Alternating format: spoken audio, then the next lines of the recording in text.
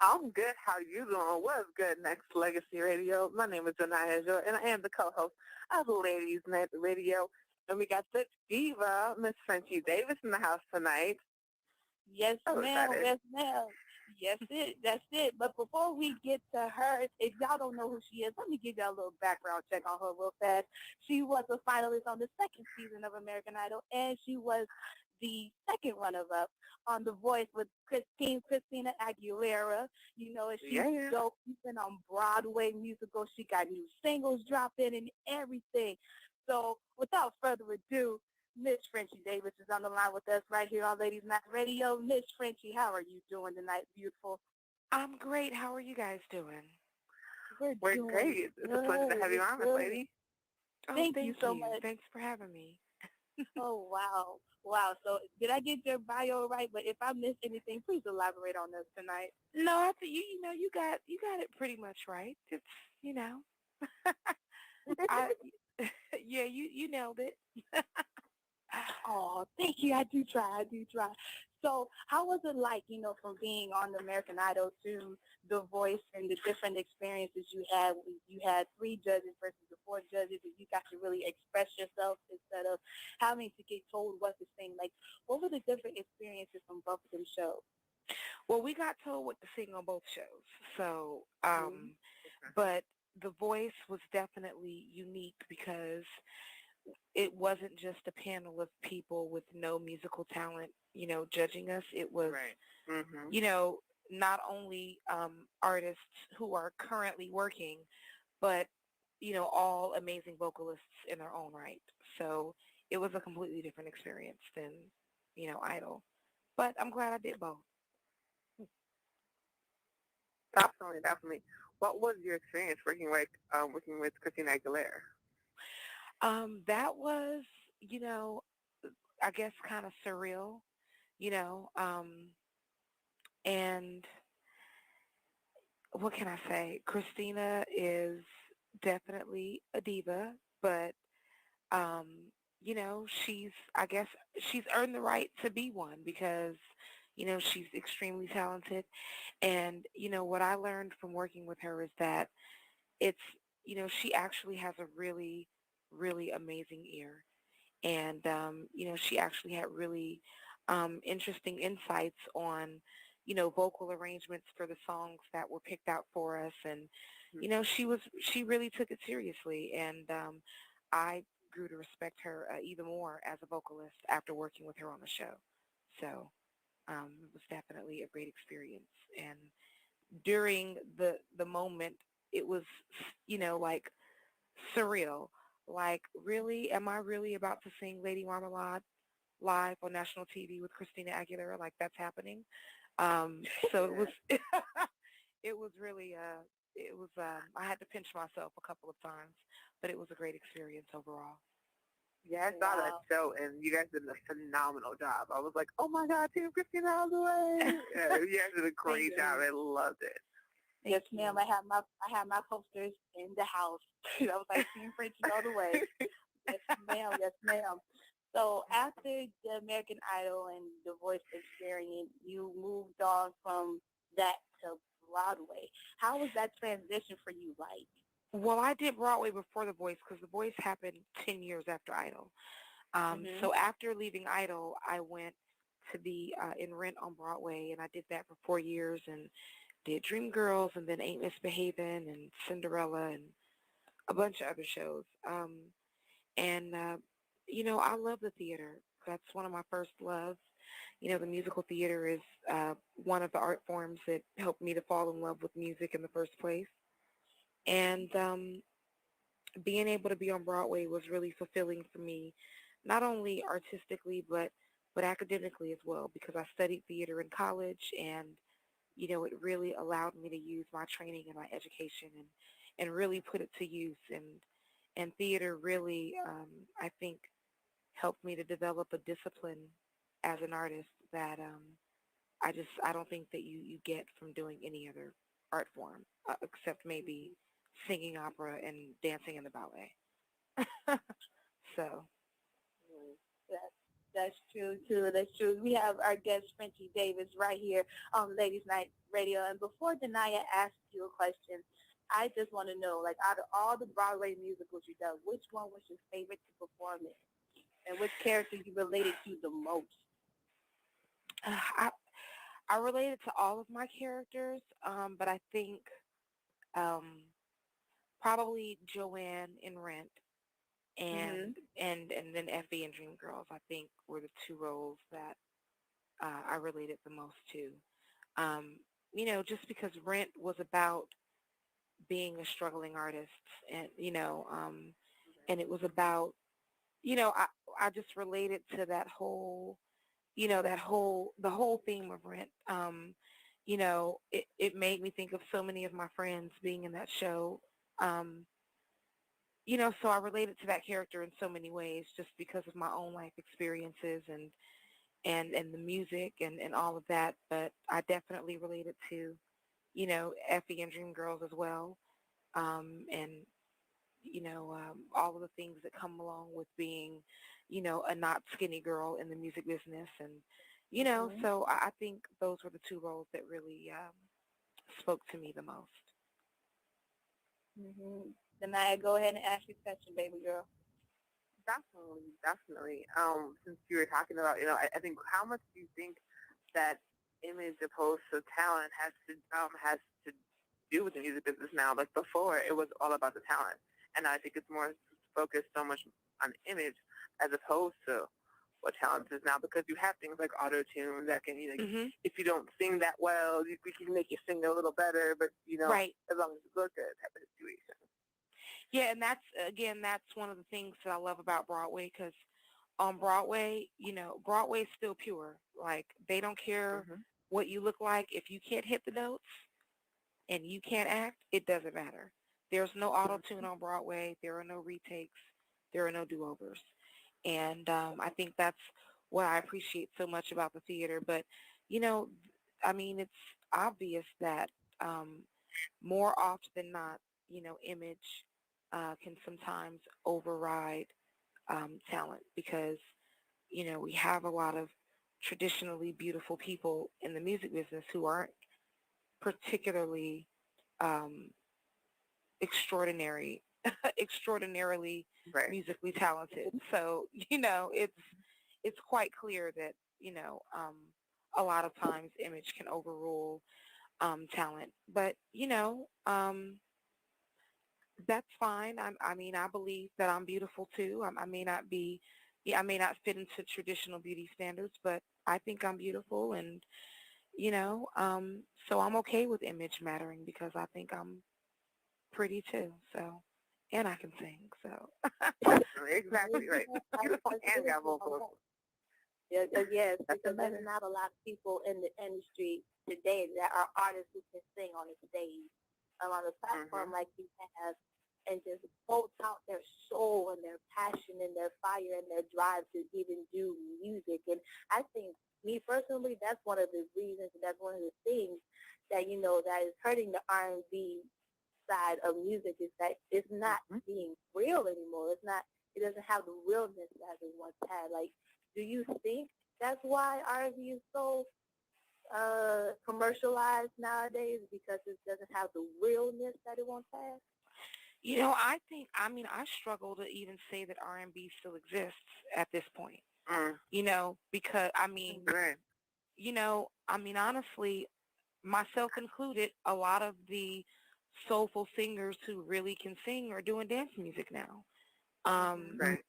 Because R&B has become so watered down and, I mean, when I think of R&B, I don't even think about today's music. Like I go back to, my soul oldie station when I want to hear R&B.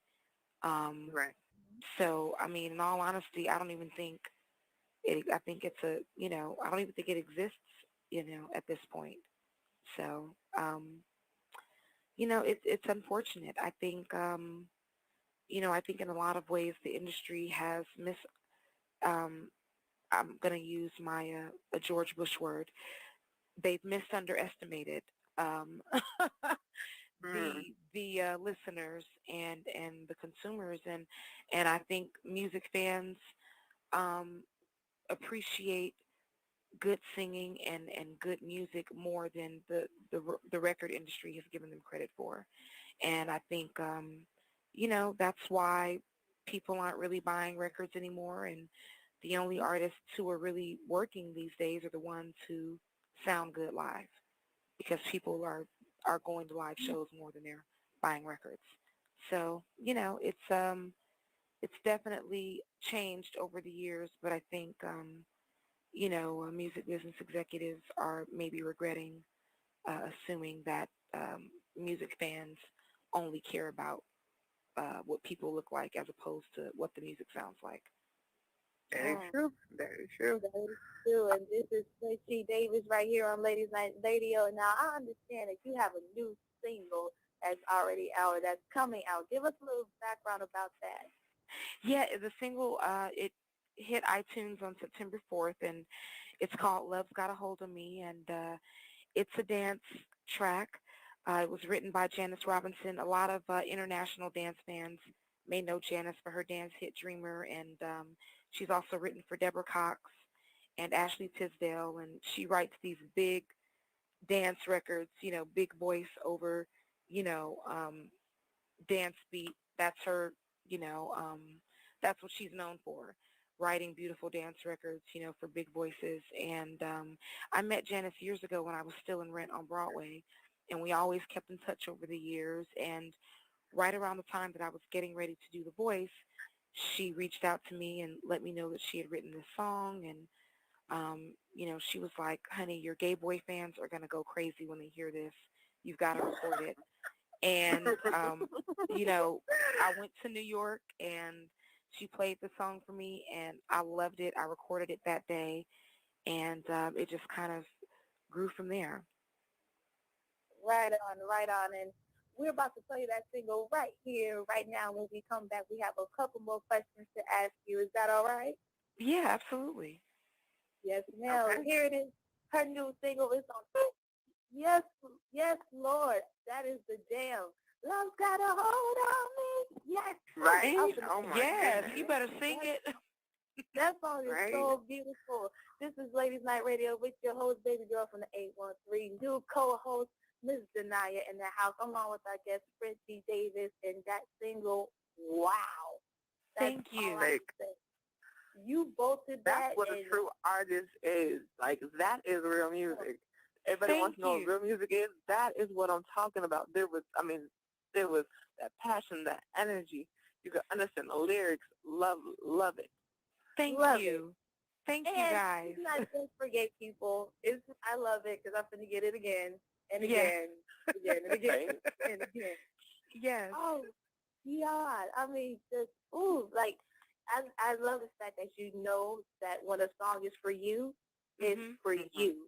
Yeah. And what do you think that you can give to advice to, like, struggling artists, who wants to come up, in the industry, no matter whether it be Broadway or it be R&B or it could be anything or any genre or music they want to be into. What advice would you have for them? My advice is, don't ever let anyone put you in a box. The world is full of people who will try to convince us every day that we're not enough. They'll try to tell us we're not pretty enough, we're not thin enough, our skin's not light enough. They'll always try to convince us that we're not enough. And I just want every struggling artist out there to know that they are enough and that they don't have to try to fit into some box that other people want to force them into. And as long as they stand firm in that, um, you know, eventually it'll all fall into place. And the same people naysaying will be the same ones, gagging at, at your grind, at your hustle, at your gristle, Right. when it all starts to come together. So, that would be That's, my advice. yes, Lord. That's a new word. Your Brussels. Brussels, right? Yes. Right? I like it. I like it. I know that you have the Frankie Davis Media Group. So Frenchie Davis Media Group. So what exactly is that about and what's going on and what artists are you working with and all that kind of stuff? Well, I started the Frenchie Davis Music Group just because, I didn't want to, sometimes you can't sit around and wait for someone else to make your dream come true. Sometimes you just Mm-hmm. have Very to, true. you have to like grab life by the balls and make it happen for yourself. And, Very true. I'm 33 years old and I just got tired of waiting around for someone else to help me reach my full potential. So I decided to start my own record label and put my own music out and just That's take a phenomenal. chance. And I'm really glad that I did. And that's been extremely fulfilling, for me as well, because again, this is another situation where I'm not only being fulfilled artistically, but I'm being fulfilled academically and putting my college education to use. And, I'm really glad that I decided to take a chance. And, I just want people out there listening to know that it's okay to take a chance. It's okay to take chances, even if people think you're crazy and even if you're scared. It's okay to take chances and go out there and make it happen for yourself, and you don't have to wait for anybody else. Wow, I Absolutely. love that. That's I love that incredible. because I am in college. I am a full-time college student, and I'm a mother too. So, Mm-hmm.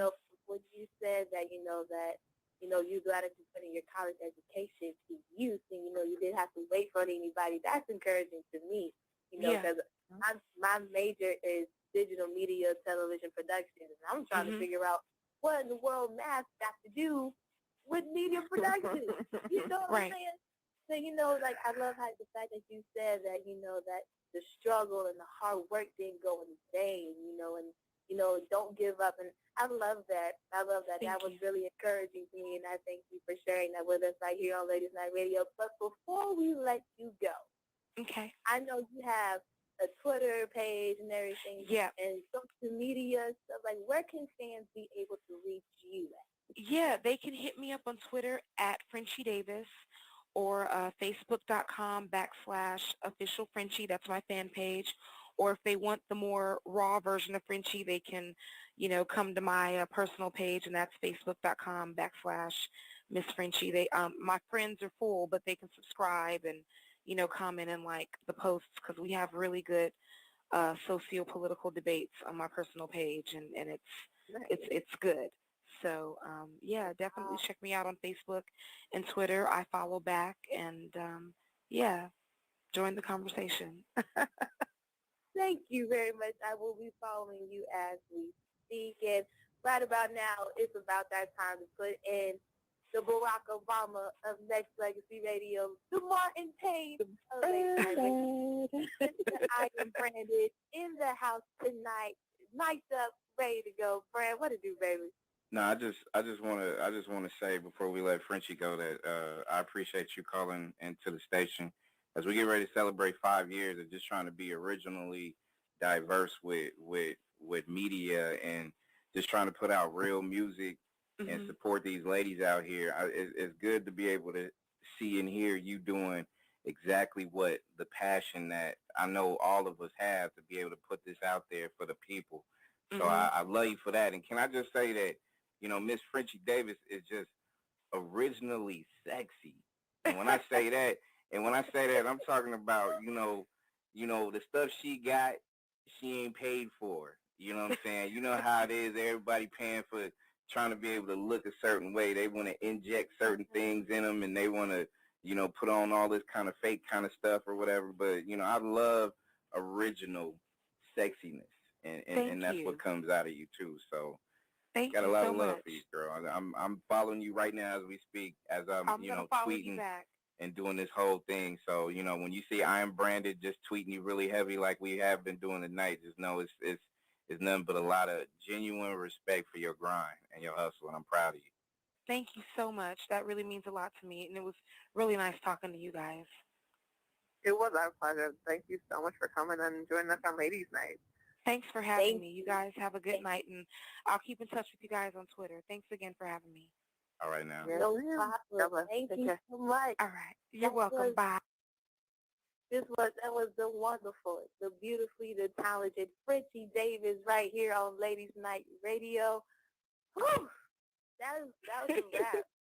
I mean, that was so wonderful. And to elaborate on what she said, about, what she said, she started her own music group, she went out there, she took a chance.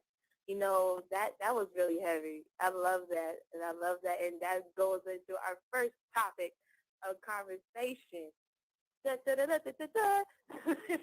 But tonight we have two little topics at the top of the hour. We're going to do something a little different. But right now, we wanted to talk about the difference between music and sound. And she really elaborated on that during the interview. And she said that, real artists, they're being commercialized now. And she doesn't even look to R&B of today. She looks to the R&B back in the day.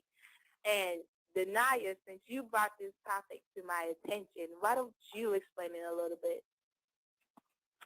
Oh my goodness, it's insane. So the reason this whole topic came about was because I've taken a music class, and our teacher told us that we don't listen to music, we listen to recorded sound. Now, because according to her, and to the definition of Marquette, and who actually has this statement called capturing sound, it basically says that music can only be done in the moment, and after that, it's gone. So everybody that spent all this time in the studio making all these beats, or recording that track, or putting their heart and soul into that track, because it's not performed live anymore. It's now considered recorded sound. So we wanted to figure out what everybody else had to say about this, because I feel as an artist that's an insult for my work to be called recorded sound, because I put my heart into my music, and I'm sure anybody else that's an artist is putting their heart into their music. True. For me, well, I'm going back to the studio for the first time in 10 years by myself. This coming up weekend, so I'm really excited about that. And when your teacher says recorded sounds, and if it's not in the moment, it's considered recorded sounds, I think that's false, because some of the music of today is recorded live, whether it be on a live DVD or a live CD. Some of the music that I listen to is live and in the moment, and they capture in the moment. So when your teacher says, if it's not in the moment, then it's not music, I have to disagree, because there's songs that are recorded that are nastier than some of the music that you hear live. And let me break it down. Today I was riding in the car, and I heard this song for the first time. I don't know who it was. I don't know who was singing. I listened to the music because I really could care 2 cents about the words, because words don't mean nothing to me anymore. I listened to the music, and I love the bass. I am infatuated with the bass. Like, there's something about when people play the bass, or when they hit the lick of the bass, you feel it down to your core. So when this wasn't a live song. This was a recorded song. And when the person was playing the bass, you can feel the passion in his fingers when he played it, or when she played it. You can feel it, and I looked the song up, and I saw the song live, and the bass sounded nothing like the song. So when your teacher said, it's not in the moment, then it's not real music, obviously she don't know real music. In Baby Girl's opinion, she don't know, because some of the stuff that plays live is absolutely, positively, and definitely garbage. And some of the stuff that's played on recorded sound be nasty. The singers be right, and the drum licks be hitting just right. And it's like it's certain songs, that you have to really feel. Like R&B of the day, like the drop beat, of course it's the recorded sound is going to sound garbage, because you can't have the musicians play the piano lick to the song. But some of the songs back in the day, like you heard the passion when they played it. You saw it. Like, one of my favorite singers of the day is John Legend, because he plays the piano so well. It's a rap. Like, you can tell he loves his craft by the way he plays it, and how he's in tune with his instrument. You can't say the same Well, I can't say the same about Usher because he be screaming and screeching. It sounded like a broken record on crack. And I don't know what he be singing most of the time anyway, because he be singing up in the heavens, but he really need to sing down. So with that being said, we want to hear from you on this little topic of conversation we have right here. What do you think music is? Has music formed into sound, or has it formed into live? And you can join the topic of conversation right here, right now, 347-215-8653. It is the number. Press 1 if you want to be heard. And since Brand is already on the line, I'm just going to put him on the spot because I'm first lady that can do that. Brand. Yeah, you sure in the hell can do that. That's for damn sure. I feel like, I mean, music to me is a lot deeper than sound. Even music that's not even great, like in my opinion, because it might be great to somebody else. Like music to me, I think it's a lot deeper than sound, because if you can, the thing, because I know Denai told me about this before, and my whole comeback was like, if you make a song, of course you have a certain sound. You even have a certain sound in your voice and how you sing, et cetera, et cetera. But if you can be able to move a person to feel a certain way by listening to your voice and your sound, then it's deeper than just sound. Music is and has been evolved into the kind of the kind of noise that has been needed for centuries. You know what I mean? It's like, you know, let's take it back to slavery. Like, you know, during them slavery days, like the only thing that the slaves had was the music. You know what I mean? They would sing while they was working. You feel me? So it's a different, it's people's take on it is different. Some people probably out there probably don't like music. And to me, y'all got a damn problem. Whoever don't like music, I don't care what genre of music, you got an issue with yourself. You need to figure that out. But I'm just saying when it comes to the, you know, it's deeper than just sound. It's not just pure sound. There's the voice that you have when you sing. Like if I hear Baby Girl sing anything, I feel a certain way. And I feel a certain way because it's not just sound. You know what I'm saying? You put your heart and your soul and your sweat and your tears and your grind into it. That's deeper than sound. So when you add sound to the passion that you have, this is what you get when it comes to authentic music. Exactly. Right. And he feel the same way. Yeah, see, I'm going to piggyback on what Brand said, because, like, when music and the vocals come together, it makes music. You know what I'm saying? Like, a sound can't be a sound without the vocal, and the vocals just can't be a vocal without the sound. But look, if your vocals is hot, yeah, you probably can, you know, just do it all by yourself. You could be the music, the drum set, some people can beatbox to it, you know what I'm saying? But, you know, like, Brad just schooled me for a second. Had to take notes on that thing, because he took it back to slavery. I'm like, oh. It was so funny because we're talking about slavery in our humanities class. So, it went good in my notes. So, hey, Brad, you out the time. I mean, but that's just real, though. I mean, you know, people want to hear a certain beat, you know, and that's cool. You know, I want to hear how you sing. Like, if you sing with conviction, if you sing with passion, if you sing with any of those things, you got something going on. And like I said, it goes deeper than that.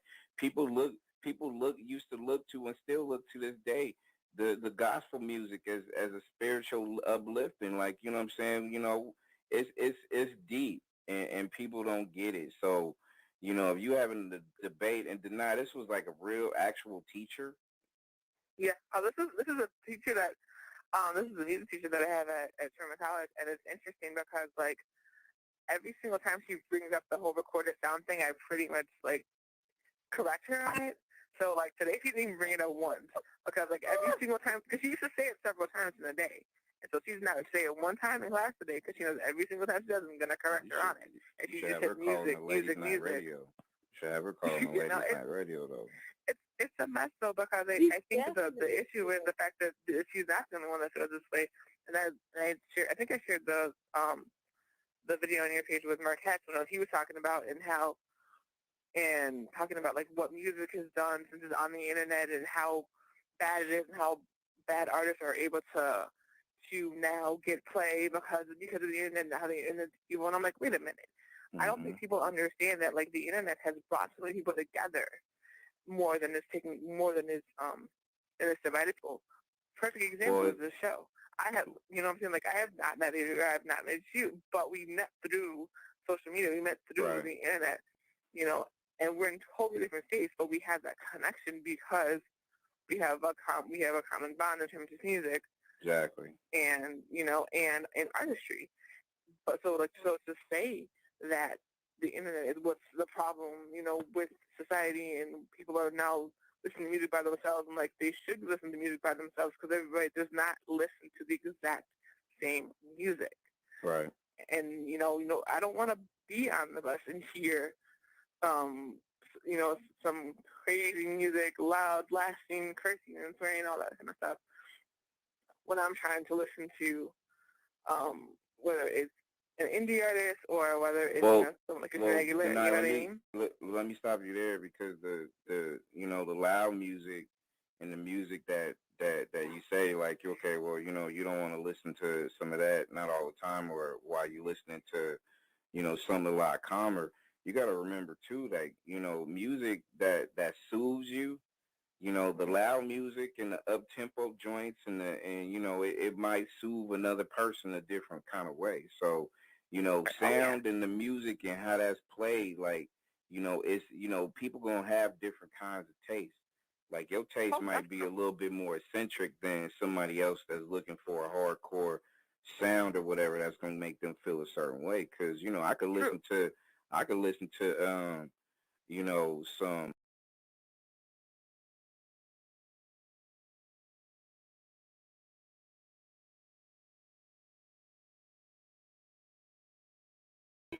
I'm just showing you guys that you can kind of do these at home. This is like an amazing addition to your dressing. So you're going to add those here to your cornbread. We have the red, the orange, the yellow, and then we also have some red honey. Like if you're on the bus, see that? if you're like on the train, So you're going to add everybody will those do to that your at the same time. however much you like. You know, you don't have to add them all, but just to your liking. They will cook down as you bake your dressing in the oven after everything is combined here. So then you're going to add some fresh garlic. Because everybody does the same thing at the same time. mm-hmm. Right on, right on. This is Ladies Night Radio with your host, baby girl from the 813, Miss Denaya, the new co-host of Ladies Night, and I am Brandon. And what we're going to do, we're going to do a three-piece set right here on Ladies Night Radio, and when we come back, we're going to transition from this topic to the next topic, which is going to be hella dope. I can't wait to express it, just so we can have some fun tonight right here on Ladies Night Radio. And with that being said, Denaya, what show is it tonight, baby girl? Well, good. This is